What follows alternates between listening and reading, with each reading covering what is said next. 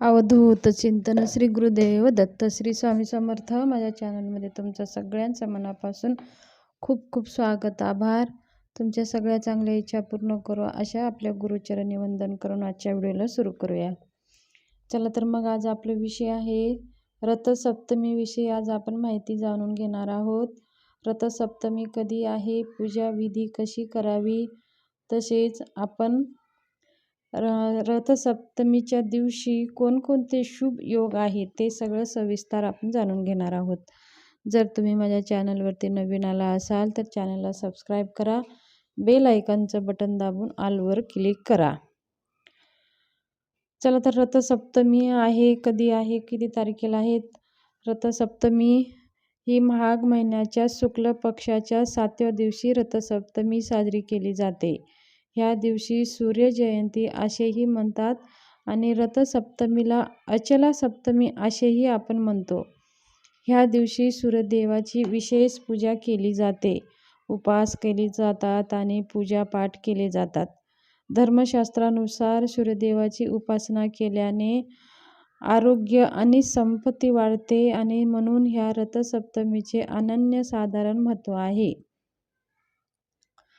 रथसप्तमी ची तारीख आणि तिथी काय ते जाणून घेऊया. पंचांगानुसार माघ महिन्याच्या शुक्ल पक्षातील सप्तमी तिथी 15 फेब्रुवारीला सकाळी 10:12 सुरुवात होत आहे, तर ते शुक्रवारी 16 फेब्रुवारी रोजी सकाळी 8:54 समाप्ती होईल.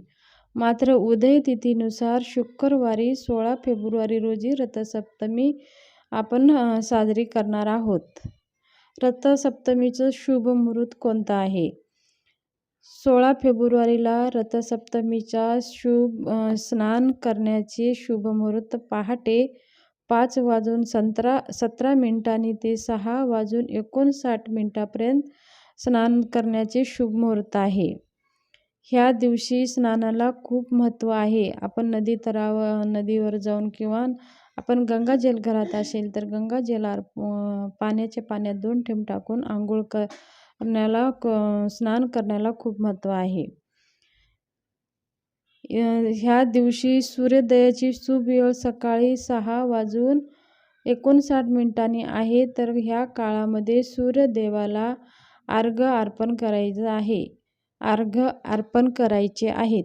अत्यंत शुभ योग मानला जातो. रथसप्तमीच्या दिवशी स्नान करण्याची एकूण शुभ वेळ 1 तास 42 मिनिटे आहेत. तर आपण ह्या वेळेमध्येच आंघोळ करून सूर्याला अर्घ्य अर्पण करणे अति महत्त्वाचे आहे. तर आणि जल अर्पण करताना त्या जलामध्ये आपण थोडेसे पांढरे तीळ, थोडीशी हळदी कुंकू आणि त्याचबरोबर अक्षदा, 1 लाल फूल आणि थोडासा गूळ हे त्या पाण्यामध्ये जलमध्ये अर्पण करायचं आहे. आणि आपल्या हातामध्ये लोटा धरायचा आहे.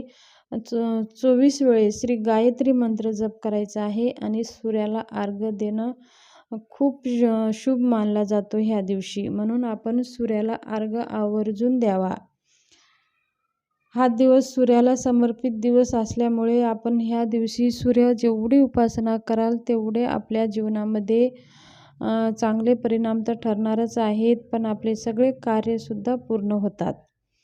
रथसप्तमीचं महत्त्व आपण जाणून घेऊया.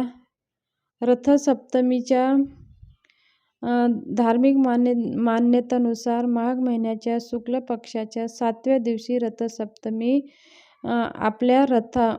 सूर्यदेवाने आपल्या रथावर बसून आरूढ होऊन जगाला प्रकाशमय करण्यास सुरुवात केली. ह्या दिवस कारणास्तव रथसप्तमीचा दिवस होतो, म्हणून सूर्यजयंती साजरी केली जाते. ह्या दिवशीचा सूर्यांचा जन्मदिवस म्हणून सुद्धा साजरा केला जातो. रथसप्तमीच्या दिवशी मंत्र जप करण्याचे खूप महत्त्व आहे. रथसप्तमीच्या दिवशी सूर्याच्या या मंत्राचा जप केल्याने आपल्या सगळे कार्य पूर्ण होतात आणि यामुळे सूर्यासारखे तेज आणि उत्तम आरोग्य आणि आर्थिक स्थैर्य लाभते. आता ते मंत्र कोणते आहेत ते आपण जाणून घेऊया. हे प्रत्येक मंत्र आपल्याला 11-11 वेळेस म्हणायचे आहेत. ओम राम ह्रीं ह्रौं स्वाहा सूर्याय नमः. ओम गृणी सूर्याय नमः. ओम भास्कराय नमः. ओम आदित्याय नमः. ओम ह्रां ह्रीं ह्रौं स्वाहा सूर्याय नमः. ओम भास्कराय पुत्राय देहि महातेजसे देहिं तन्नः सूर्य धीमहि तन्न सूर्य प्रचोदयात्. ओम भास्कराय पुत्र देहि महातेजसे धीमहि तन्नो सूर्य प्रचोदयात्. ओम ह्रीं सूर्याय शस्त्रकिरणाय मनोवांछितफलं देहिं देहिं स्वाहा. ओम ह्रीं गृणी सूर्याय आदित्यं क्लीं ओम. हे मंत्र आपण जप करू शकता. ह्याच्यामधले तुम्हाला कोणते येतात ते मंत्र जप करा किंवा तुम्हाला सूर्यांचे जे मंत्र येतात ते जप करू शकता.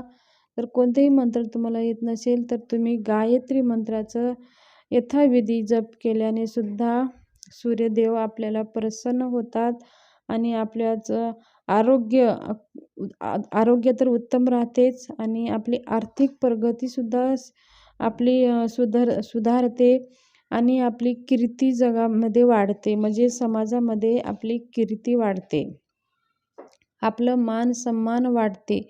सूर्यदेव हे ग्रहांचा राजा असल्यामुळे आपलं सूर्यग्रह मजबूत असले तर आपले कार्य सगळे पूर्ण होतात. आता पूजा कशी करावी? सकाळी लवकर उठून शुभ मुहूर्तामध्ये आंघोळ करून एका पाटावरती सूर्यनारायणाची प्रतिमा ठेवून आणि आपल्या सूर्यदेवाची पूजा करायची आहे. प्रथमेला आपल्या सूर्यदेवाच्या फोटोसमोर पंचोपचार पूजा करून धूप दीप नैवेद्य दाखवून गूळ आणि तिळांचं नैवेद्य दाखवायचं आहे. आणि ह्या दिवशी आपल्याला थोडेसे दूध उतू घालायचे आहेत. म्हणजे ह्या दिवशी दूध उतू घालून ते दूध उकळून उतू घालून ते दूध आपण सूर्यदेवाला नैवेद्य म्हणून दाखवायचं आहे आणि पंचोपचार पूजा करून धूपदीप दाखवायचं आहे. ह्या दिवशी आपल्या तुळशीजवळ किंवा घरासमोर एक रथ जरूर काढायचा आहे. त्या दिवशी रथावर बसून सूर्यदेव पृथ्वी भ्रमण करायला निघतात म्हणून भगवंत सूर्यदेवाची कृपा आशीर्वाद प्राप्त करण्यासाठी आपल्या घरासमोर एक रथ जरूर काढावा. अशा प्रकारे साध्या सोपी पद्धतीने पूजा करून सूर्यदेवाची पूजा करून घ्यायची आहे आणि मग सूर्याला जल अर्पण करायचं आहे. ही छोटीशी माहिती शेअर करायची होती. माहिती कशी वाटली? आवडला असेल तर व्हिडिओ शेअर करा, सबस्क्राईब करा.